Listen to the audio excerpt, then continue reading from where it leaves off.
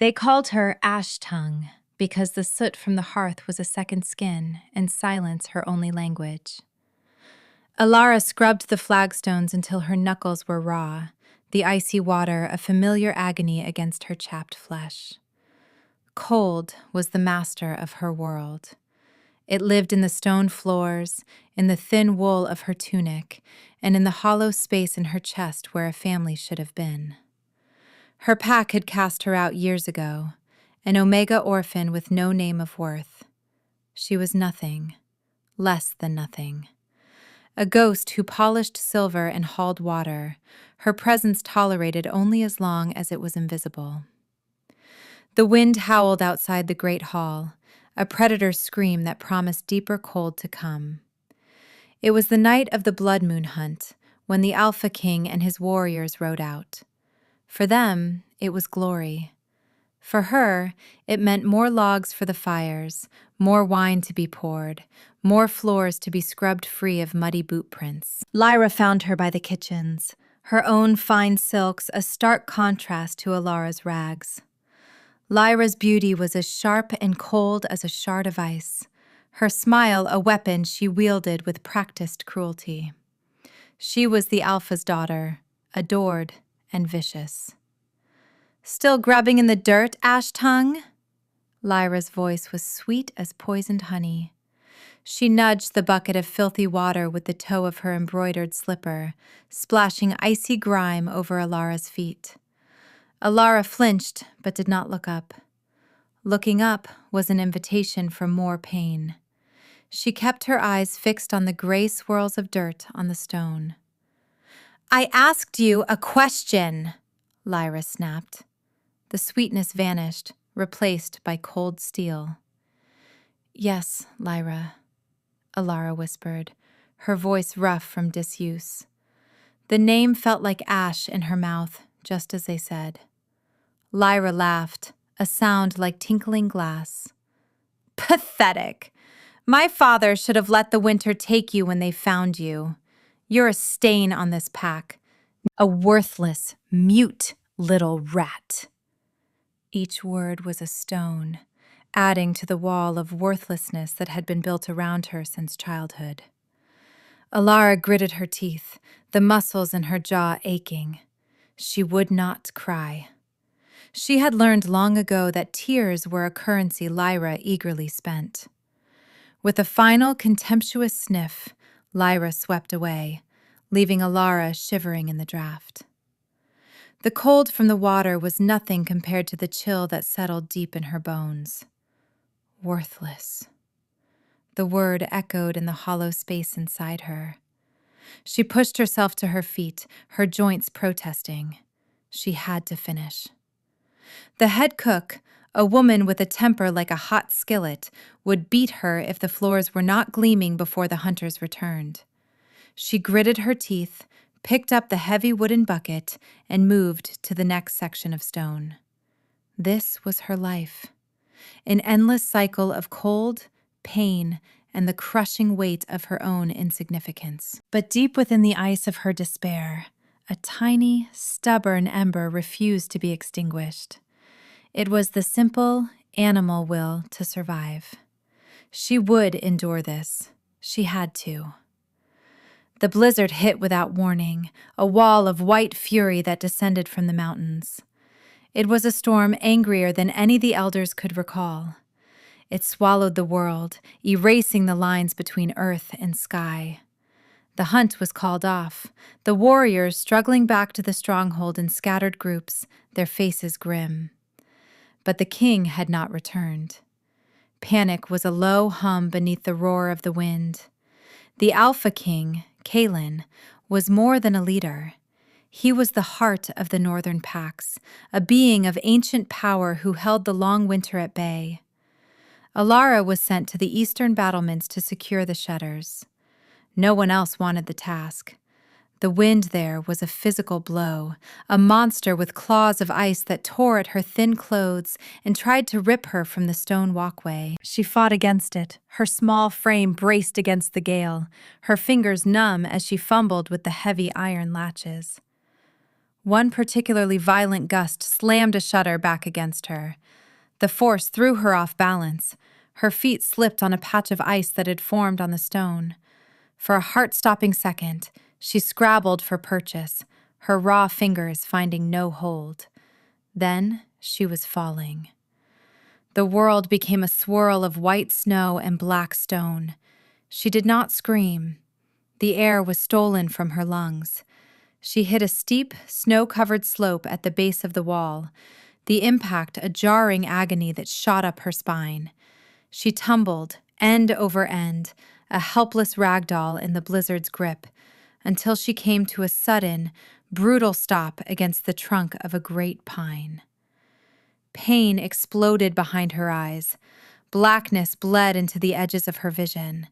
The scent of pine and crushed snow filled her senses.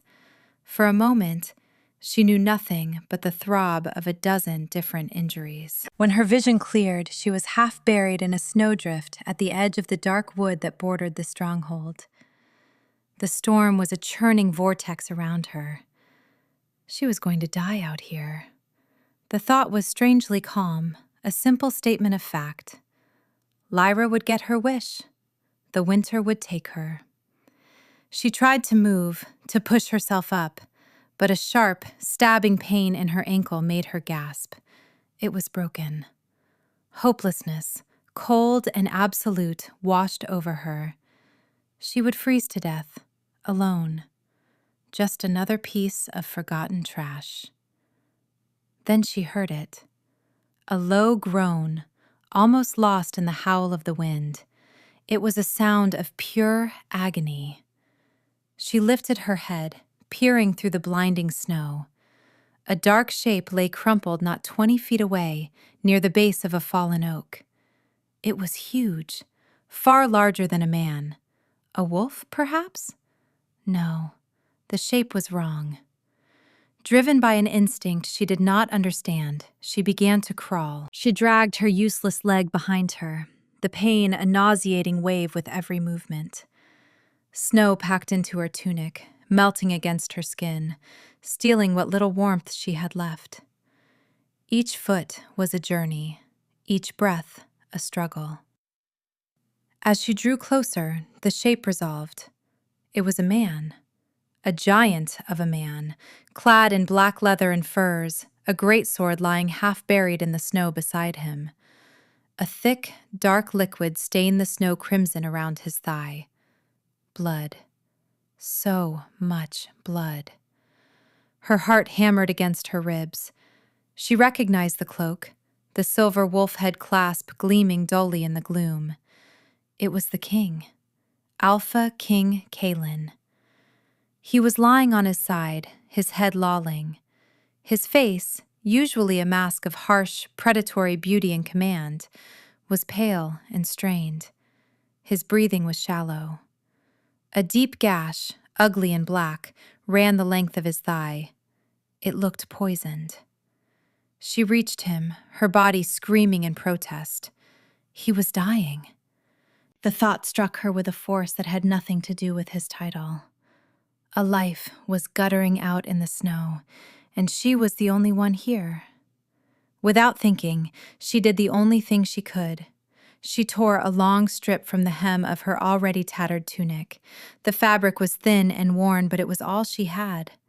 Her fingers were clumsy with cold, but she managed to wrap the cloth around the wound, pulling it as tight as she could to staunch the bleeding. As her cold, trembling fingers brushed against his skin, the world exploded. It was not a sound. It was a feeling. A bolt of pure, white-hot energy shot up her arm, straight into her chest.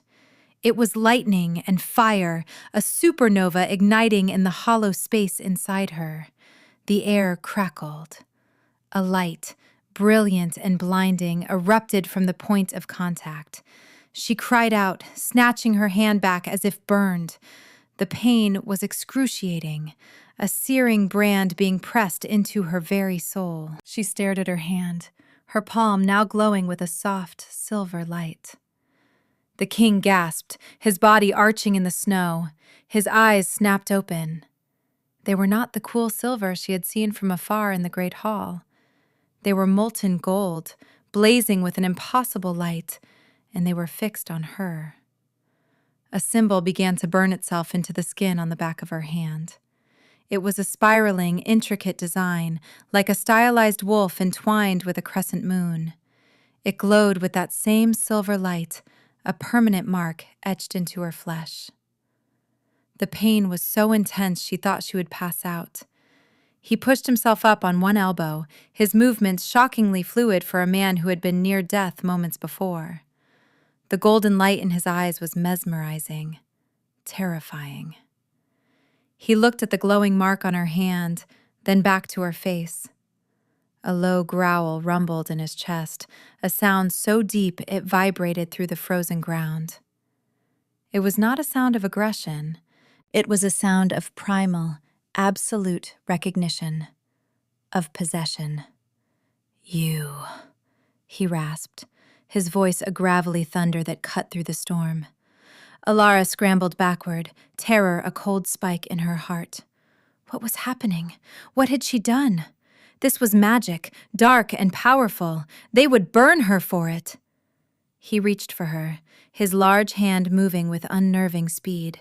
She flinched, expecting a blow. But his touch was impossibly gentle.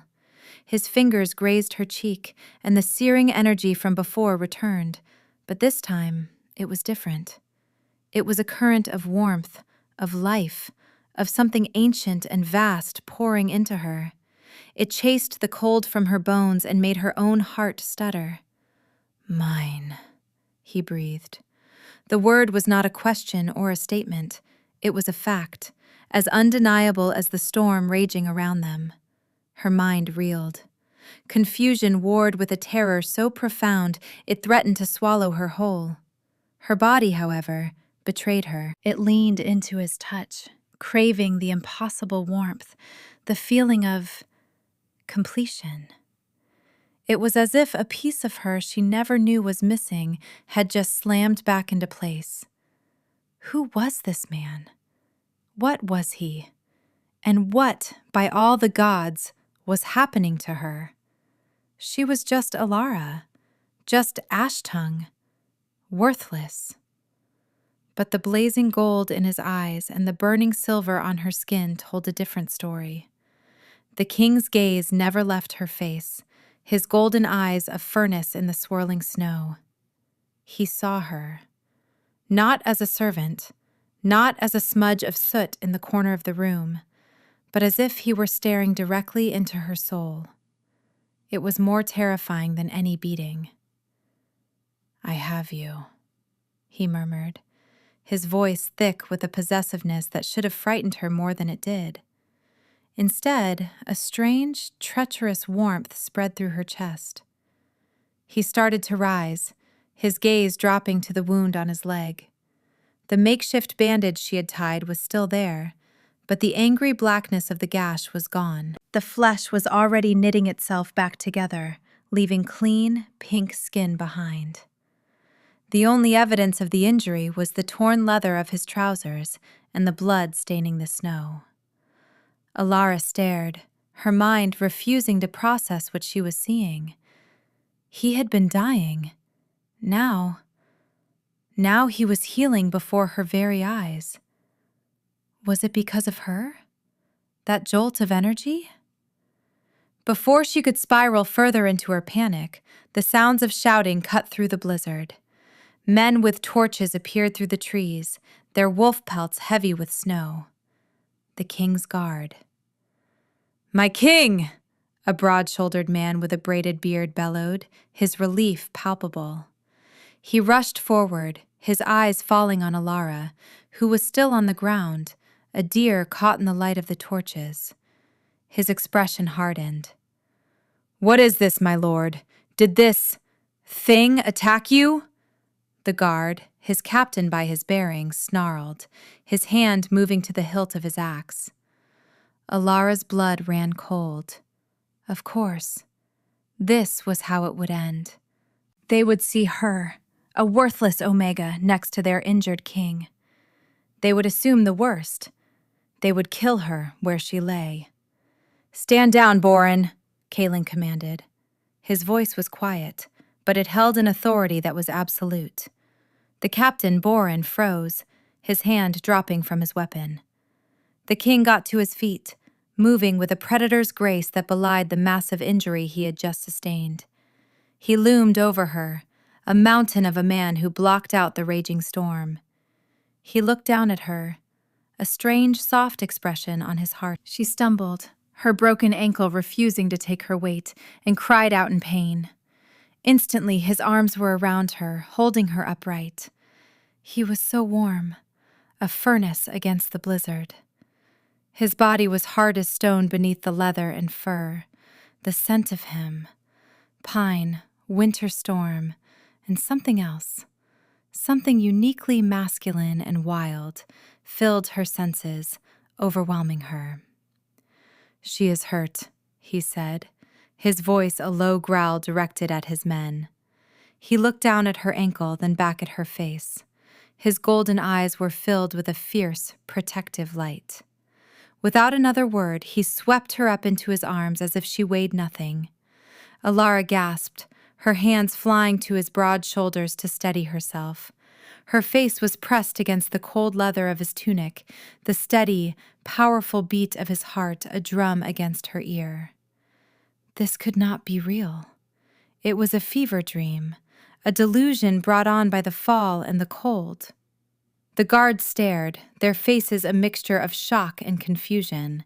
Their gazes flickered between the king holding a soot-stained servant and the glowing, intricate mark now fading from view on the back of her hand. "We return to the keep," Kalen commanded, his voice leaving no room for argument.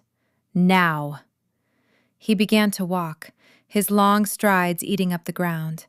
He held her securely against his chest, shielding her from the worst of the wind with his own body.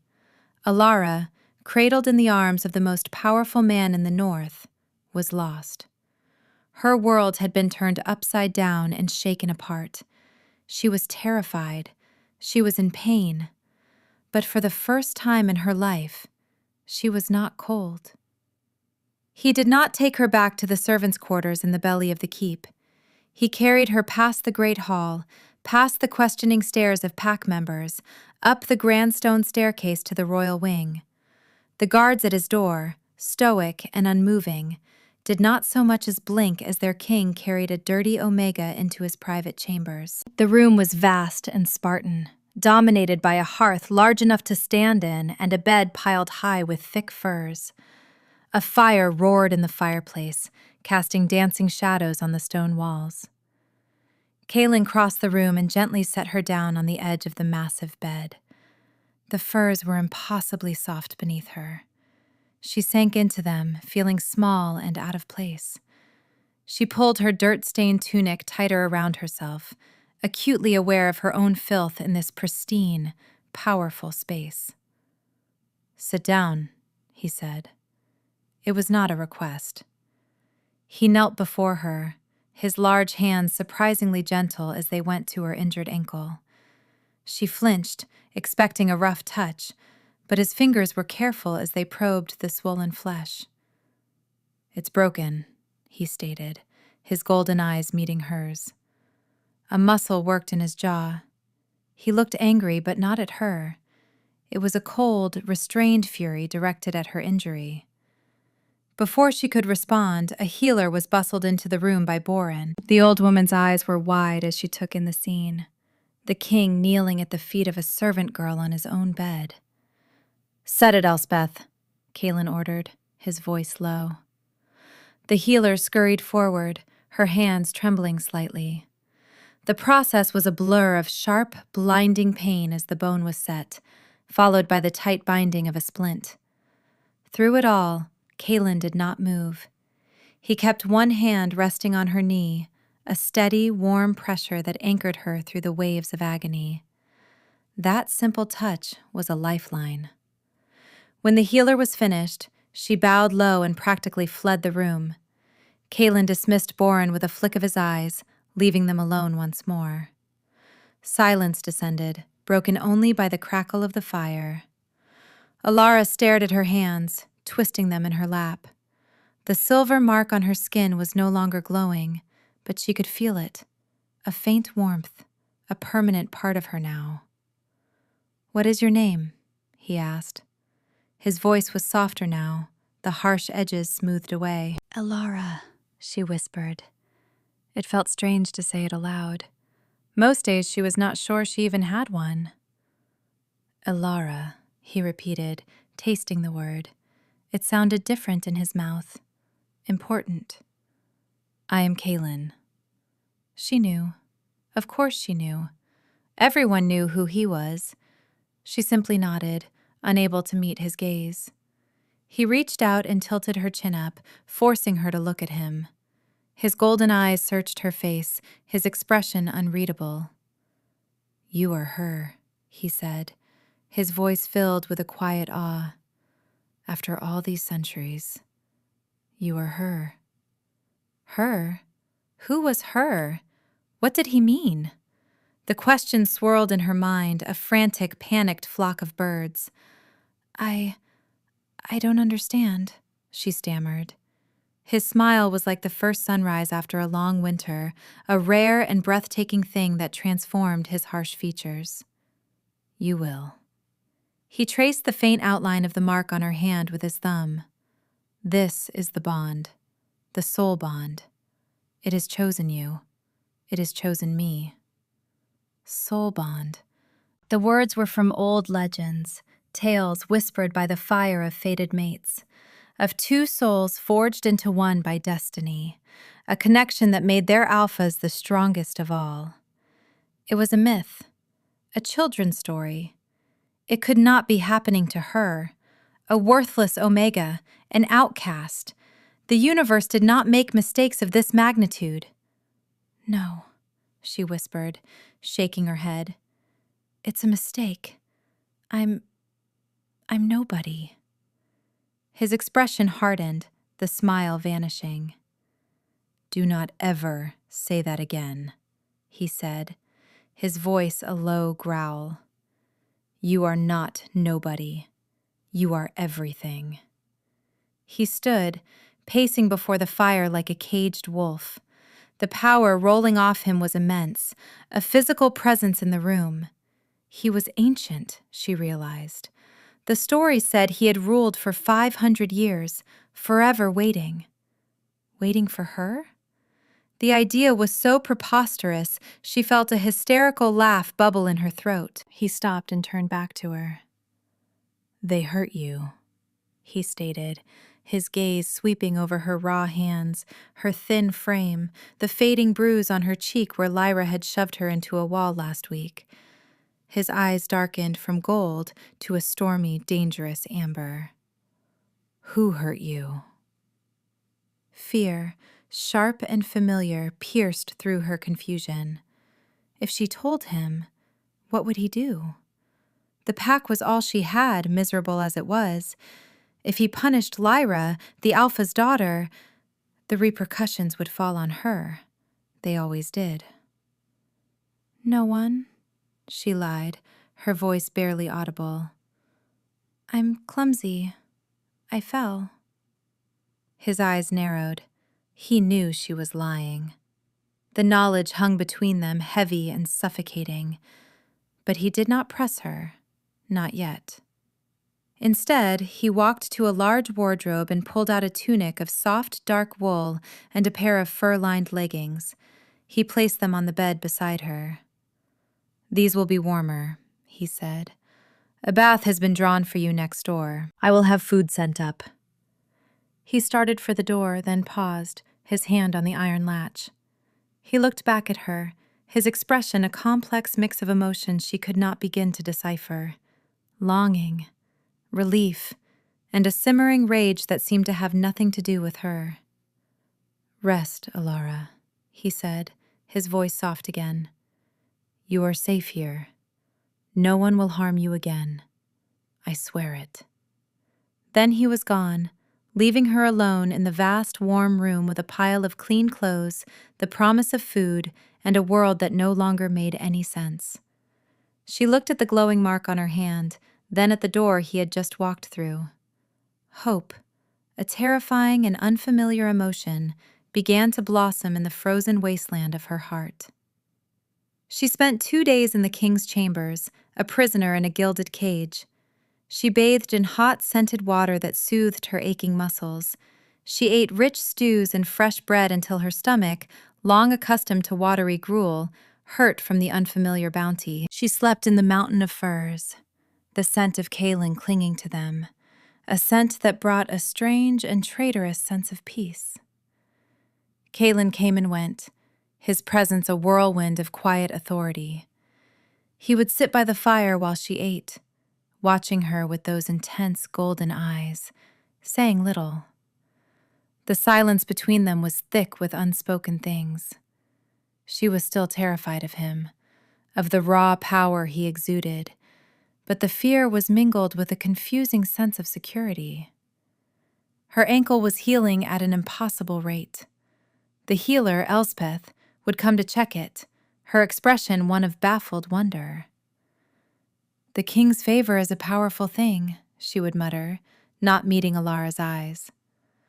But Alara knew it was not just the king's favor. It was the bond. She could feel it. A thread of warmth connecting her to him, a constant, low hum beneath her skin that seemed to knit her bones back together.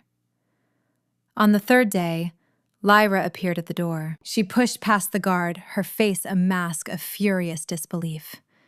Her eyes swept the room, taking in Alara sitting by the fire, dressed in clean wool, her hair washed and brushed.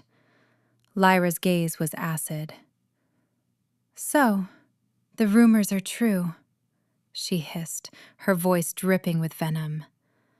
"The little rat has found a way to crawl into the king's bed." Alara flinched, wrapping her arms around herself. The old fear, the familiar shame, washed over her. "It's not like that," she whispered. "Oh, I'm sure it is," Lyra sneered, advancing into the room. "Did you drug him? Bewitch him? What filth did you use to trick him into this madness?" Her eyes fell upon Alara's hand, where she was nervously twisting a loose thread on her sleeve. Lyra's eyes narrowed. "What is that?" Before Alara could hide it, Lyra lunged, her fingers like claws, and grabbed her hand. She yanked it forward, her sharp nails digging into Alara's skin. She stared at the faint, silvery mark of the entwined wolf and moon. Recognition dawned in her eyes, followed by a wave of pure, unadulterated jealousy that made her beautiful face ugly. "The bond," she breathed, her voice a strangled whisper. "No, it cannot be. Not with you." She looked from the mark to Alara's face, her expression twisting into something truly malevolent. "You," she spat, her voice thick with hatred. "A worthless, filthy Omega. You are his mate? My father's mate? He is meant for someone of high birth, of power, not a nothing." She shoved Alara's hand away, disgust warring with a new, calculating gleam in her eyes. She saw it. She understood the significance, and in her eyes, Alara saw not just jealousy, but opportunity. "This changes nothing," Lyra said, her voice dropping to a conspiratorial whisper. "You are a stain, a mistake. This bond is a flaw, an error in the fabric of fate, an error that can be corrected." Alara's heart pounded. What did she mean? Lyra smiled, a slow, cruel curve of her lips. "The Amber Covenant would be very interested to learn of this. They have long sought a weakness in the king, a way to bring him down. And you, little rat, you are the perfect weakness." The Ember Covenant, worshippers of shadow led by a pretender who called himself the Shadow King. They were whispers in the dark, a boogeyman used to frighten children, but the fear in the room was real. "They'll pay a fortune for the fated mate of the Alpha King," Lyra continued, her eyes alight with greedy fire. "Enough to set me up as a queen in the southern lands, far away from this frozen wasteland. And I will be the one to deliver you to them." "No," Alara whispered, scrambling back in her chair. "You wouldn't."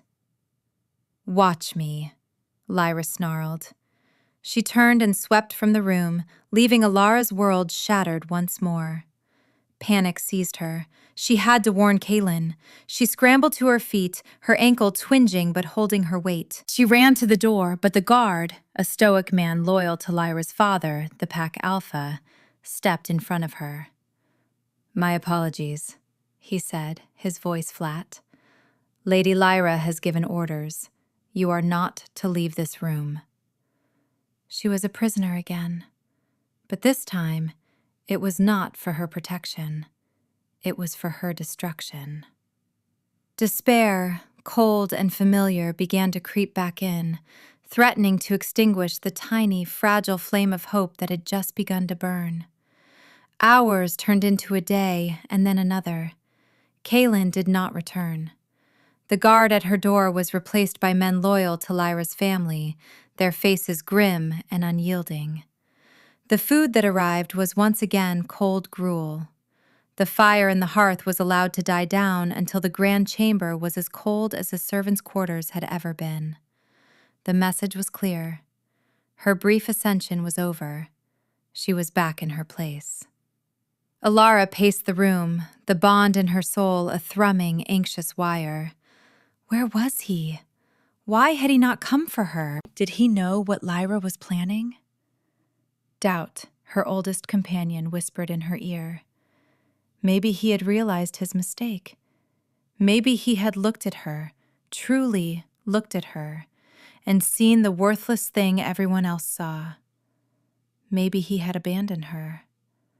The thought was a physical pain, sharper than her broken ankle had ever been. The warmth that had filled the hollow space in her chest receded, leaving an ache that was cold and vast. On the second night, the door opened. It was not Lyra.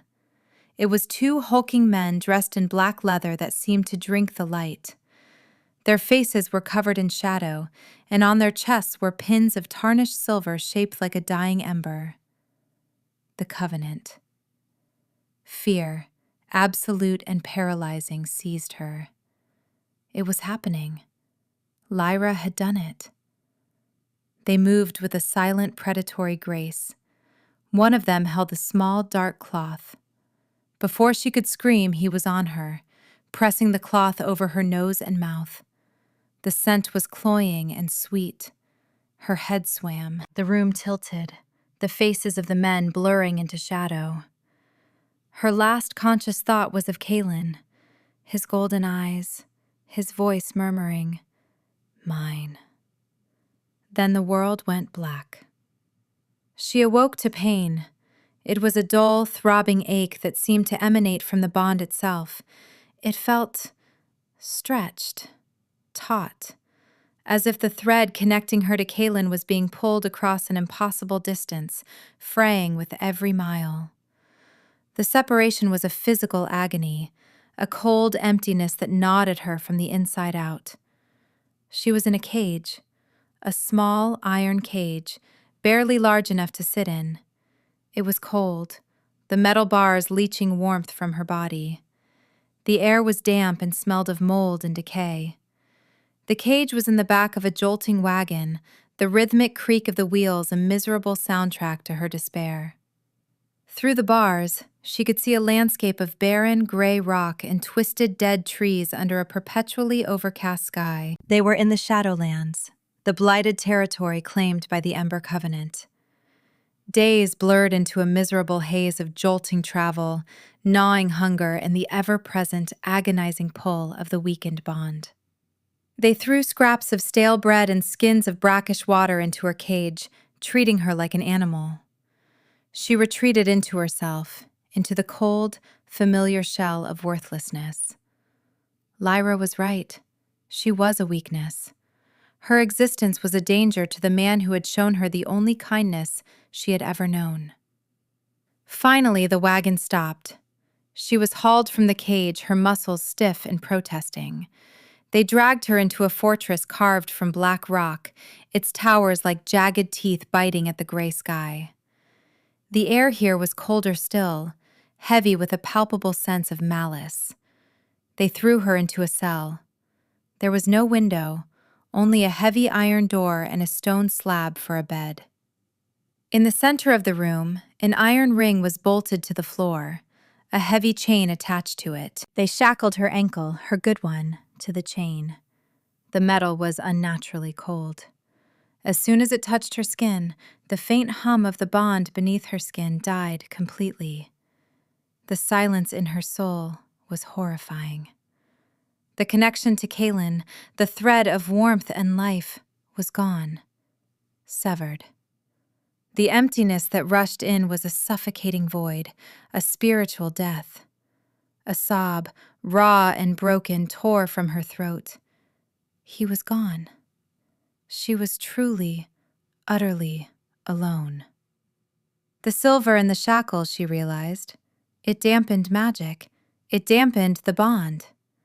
She did not know how long she lay on the cold stone floor, lost in a sea of absolute despair. Time had no meaning in the darkness. Eventually, the door creaked open, spilling faint torchlight into the cell. A figure stood silhouetted in the doorway. He was tall and slender, dressed in robes of black and gray that seemed woven from shadow itself. "So," a smooth, cultured voice said, "this is the great king's weakness. I must admit, I am underwhelmed." The man stepped into the light. He was unnervingly handsome, with sharp, aristocratic features and pale, almost translucent skin. His eyes were the color of ash, and they held a chilling emptiness. On his chest, he wore a clasp of polished obsidian in the shape of a dying ember. This was the leader of the Covenant, the Shadow King. "My name is Malachor," he said, his voice a silken caress that made her skin crawl. He circled her, his gaze analytical and contemptuous. Lyra delivered as promised. A bit of a cliché, the jealous rival, but effective nonetheless. She will have her reward. Alara said nothing, simply staring at the floor. What was there to say? "You have caused me a great deal of trouble," Malachor continued, stopping in front of her. "Kaylin is tearing the North apart looking for you. He is distracted, which is precisely the point." He crouched down, forcing her to meet his dead, gray eyes. "You see, Kaylin's power is tied to the land, to the life of the North. But his heart, his very soul, is now tied to you. With this bond, you have become his anchor, but you have also become his greatest vulnerability, a vulnerability I intend to exploit." He reached out, tracing the now dormant mark on her hand with a cold finger. "This is a power of creation, of life. My power," he smiled, and it was a terrible thing, "is one of unmaking, of entropy. I am going to use you as bait, and when he comes for you, I will sever this bond, not with silver, which only dampens it. I will perform a ritual that will shatter it completely." He stood, his voice filled with triumphant glee. "The shock will unravel him. It will break his spirit, his power. He will be a hollow shell, and I will step in and take his throne. The age of light and life will end, and an age of shadow will begin. And you, my dear, will be the key that unlocks it all." His monologue was a death sentence, not just for her, but for Kaylin, for the entire North.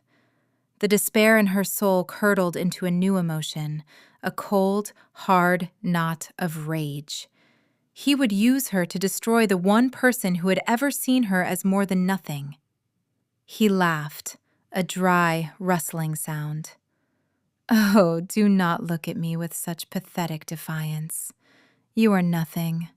A catalyst, a tool to be used and then discarded.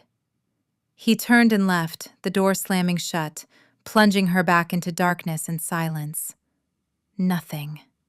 Worthless. The words echoed in the void where the bond had been, but this time they did not ring true. Kaylin had not seen her as nothing. He had seen her as everything. She closed her eyes, shutting out the oppressive darkness of the cell. She focused on the gaping wound in her soul where the connection had been. It was empty, yes, but it had a shape, a memory. She reached for it with her mind, with the desperate, stubborn will to survive that had kept her alive for so long. She pushed past the despair, past the pain. She thought of his golden eyes, the warmth of his hand, the steady beat of his heart. She poured every ounce of her being into that single, desperate act of remembering. Kaylin. The name was not a sound. It was a thought, a prayer, screamed into the void. For a moment, there was nothing. Then, a flicker. Faint, so faint she thought she had imagined it. A tiny spark of warmth at the edge of the abyss. She grasped for it, clung to it. Kaylin, I'm here. He's going to use me. He's going to destroy you. The spark grew, a pinprick of golden light in the overwhelming darkness. And then, a voice. Not in her ears, but in her mind. It was his voice, strained and distant, but unmistakably his. Alara. Relief, so powerful it was a physical blow, struck her. She sobbed, tears of sheer, unadulterated relief tracking paths through the grime on her face. Hold on, his voice came again, stronger now, a thread of steel in the distance. I feel you. I see you. Hold on. I am coming. The connection was tenuous, a spider's thread across a chasm, but it was there. The silver shackle could dampen the bond, but it could not completely sever the will of two souls bound by fate. She was not alone. He was coming. A new feeling bloomed in her chest, crowding out the despair. It was not the gentle hope she had felt before. It was something fierce, a burning, defiant resolve. Malachor thought she was a weakness. He was about to find out how wrong he was. The wait was an eternity of cold and shadow, but the tenuous connection to Kaylin was an anchor. It was a tiny flame she guarded fiercely in the desolate landscape of her mind. She could feel his approach, a distant tremor in the earth, a gathering storm on the horizon. His rage was a palpable force, even from leagues away, and it was all directed at this place, at her captors. Malachor's men dragged her from the cell. They took her not to a dungeon, but to the pinnacle of the highest tower. It was a wide, circular platform of black obsidian, open to the perpetually gray sky. In the center, arcane symbols were carved into the stone, all converging on the spot where they chained her to the floor once more. The wind was brutal, tearing at her thin clothes. The shadowlands spread out below, a dead, gray panorama. Malachor stood waiting for her, his shadow-woven robes fluttering in the wind. Several of his elite guard, the Ember Knights, stood at the perimeter, their faces hidden by dark helms. "He is close," Malachor said, his voice calm, but his ashen eyes held a feverish excitement. "I can feel his pathetic, righteous fury. It makes him predictable. It makes him weak." He gestured to the sky. "This will be the stage for his final failure. He will arrive to see his precious mate unmade, and in his grief, he will be unmade himself." Alara lifted her chin, meeting his gaze. The fear was still there, a cold knot in her stomach, but the rage was stronger. "You're the one who is weak," she said, her voice surprisingly steady. "You have to steal power. You can't create it. You're just a parasite." Malicor's smile faltered. A flicker of annoyance crossed his features. "Insolent to the last. It does not matter. Your opinion is as worthless as you are." He began the ritual, his voice a low, sibilant chant in a language that hurt to hear. The symbols on the floor began to glow with a sickly purple light. The air grew heavy, thick with a malevolent energy that pressed down on her, trying to crush her spirit. The pain in the bond intensified, the thread stretching to its breaking point. Then, a sound split the sky. It was a howl, not of a wolf, but of something far older, far more powerful. It was a sound of pure, untamed fury, a declaration of war that shook the very foundations of the Black Fortress. On the horizon, the gray clouds were torn asunder. A golden light, brilliant as the sun, broke through. And from that light, they came. Kalen was at their head. He was not on a horse. He was in his other form, a creature of legend. A colossal wolf, larger than any horse, with a coat of midnight black and eyes that burned with molten gold. He moved with the force of an avalanche, a being of pure, primal power. Behind him streamed his army, hundreds of warriors, many also in their powerful wolf forms, a tide of righteous fury against the blighted land. They smashed into the fortress's outer defenses like a tidal wave hitting a sandcastle. Rock exploded. The screams of Covenant soldiers were cut short. The battle had begun. Malicor watched the destruction, his smile returning, wider and more manic this time. "Perfect," he hissed. "Let him see." He raised his hands, the purple light from the runes surging, coalescing into a sphere of crackling dark energy above Alara's head. The pain was blinding. She screamed, her body arching against the chains. The bond frayed, the final threads beginning to snap. Through the agony, she saw Kalen. He had breached the inner keep and was bounding up the tower steps, a force of nature that threw aside Ember Knights like dolls. His golden eyes were locked on her, filled with a pain that mirrored her own, and a rage that promised annihilation. "Watch, Kalen," Malicor screamed, his voice triumphant. "Watch your hope die." He thrust his hands down. The sphere of dark energy descended. Time seemed to slow. She saw Kalen's magnificent form leap onto the platform. She saw the despair and fury in his eyes as he realized he was too late. She felt the bond, that beautiful, warm connection, begin to tear apart. And something inside her broke. It was not the bond. It was the dam that had held back a lifetime of pain, of fear, of being told she was worthless. It was the wall that had contained a power she never knew she possessed. The rage she had been nursing exploded. It was a pure, unadulterated fury not just at Malicor, but at Lyra, at the pack that had cast her out, at every person who had ever made her feel small and insignificant. And it was fueled by a desperate, ferocious love for the man, the king, the wolf, who was charging across the platform to save her. "No!" The word was not a whisper. It was a roar of pure power that ripped from her throat. It was her voice, but it was also something more. A light erupted from her. It was not the gentle silver of the bond's first forming.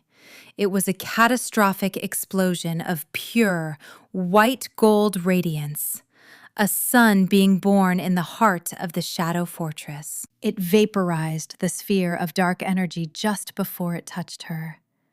The light slammed into Malachor, throwing him back against the far wall of the platform. It washed over the Ember Knights, who shrieked as the pure energy of life and creation burned their shadow-forged bodies, turning them to ash. The silver shackle on her ankle melted, flowing away like water. The chains vaporized. The oppressive magic of the ritual circle was annihilated, scoured clean by the cleansing light. The bond, instead of shattering, snapped back into place, 1,000 times stronger than before. It was no longer a thread. It was a torrent, a river of shared strength, emotion, and power flowing between her and Kaelin. She felt his shock, his awe, his overwhelming love pour into her. She rose to her feet, the light pouring from her, her tattered servant's clothes seeming to burn away, replaced by the radiance itself. Her hair whipped around her in a vortex of power, and her eyes, once the color of a winter sky, now blazed with the same molten gold as his. Malachor staggered to his feet, his robes smoking, his handsome face contorted in disbelief and rage. "What are you?" he shrieked. Alara looked at him, not with fear, but with a cold, absolute certainty. The girl they called Ashtongue was gone. The worthless Omega was a ghost. She knew who she was now. "I am his," she said, her voice ringing with power as she looked at Kaelin, who had stopped, watching her with reverence and adoration. Then she turned her burning gaze back to the Shadow King. "And I am your end." She lifted a hand, and a spear of pure golden light formed in her palm. It pulsed with a life so intense it was painful to look at. Malachor screamed, a sound of pure terror, and launched a bolt of shadow at her. She didn't flinch. She simply swatted it aside, the darkness dissipating harmlessly against her aura of light. He had called her worthless. He had called her a tool. He had tried to unmake her soul. She threw the spear of light. It crossed the platform in an instant, a comet of righteous fury. It struck Malachor square in the chest. He did not explode. He did not burn. He simply dissolved. The light consumed the shadow, unmaking the unmaker, until nothing was left but a faint wisp of smoke and the lingering scent of ozone. The light receded, folding back into her until it was just a soft glow under her skin. The golden fire in her eyes softened, though it did not vanish. The silence on the tower platform was absolute. The battle below had fallen quiet. She stood there, breathing heavily, the raw power still thrumming through her veins. She felt Kaelin's presence behind her. She turned slowly. He was no longer the great wolf. He stood before her as a man, his chest bare and heaving, his face streaked with dirt and blood. His eyes, his beautiful golden eyes, were filled with tears. He took a step toward her, then another, his movements hesitant as if she were a goddess he was afraid to approach. "Alara," he whispered, his voice cracking with emotion. The strength that had filled her moments before seemed to drain away, replaced by an overwhelming wave of emotion. She took a stumbling step toward him, then another, and then she was running. She crashed into his chest, and his arms came around her, crushing her to him. He buried his face in her hair, and she felt his body shake with a sob he refused to let loose. She wrapped her arms around his neck, clinging to him, her anchor, her home. "I have you," he murmured into her hair, the words a sacred vow. "I have you." She pulled back just enough to look at him, her hands coming up to cup his harsh, beautiful face. "You came for me," she whispered, tears of her own finally falling. Always, he vowed, his voice thick. To the ends of the earth and beyond. Always.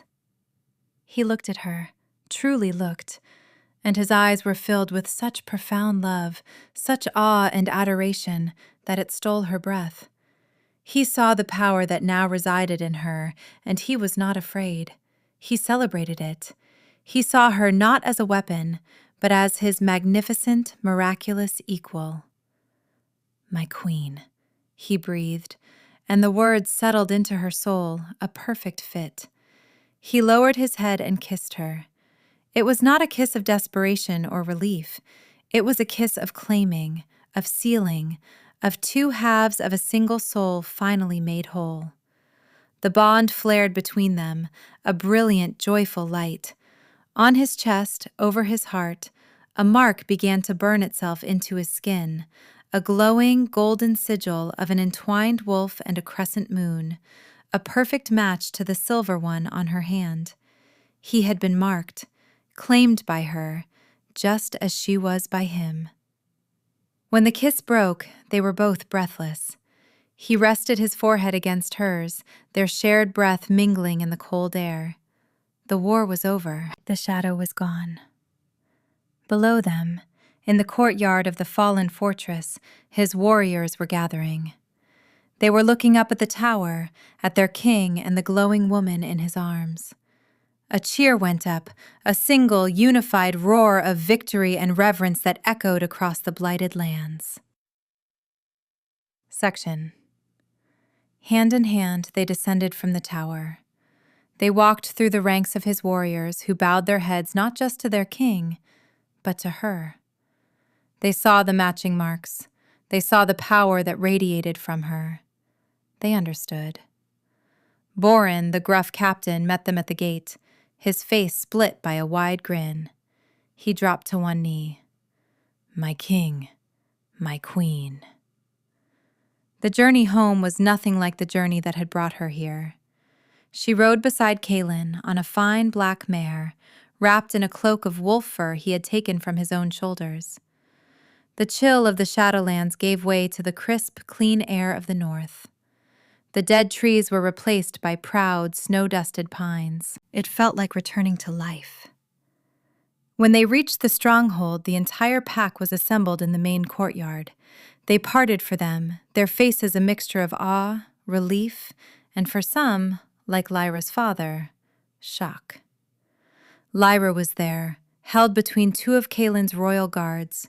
Her face was pale, her eyes wide with terror as she saw Alara, alive and radiant at the king's side.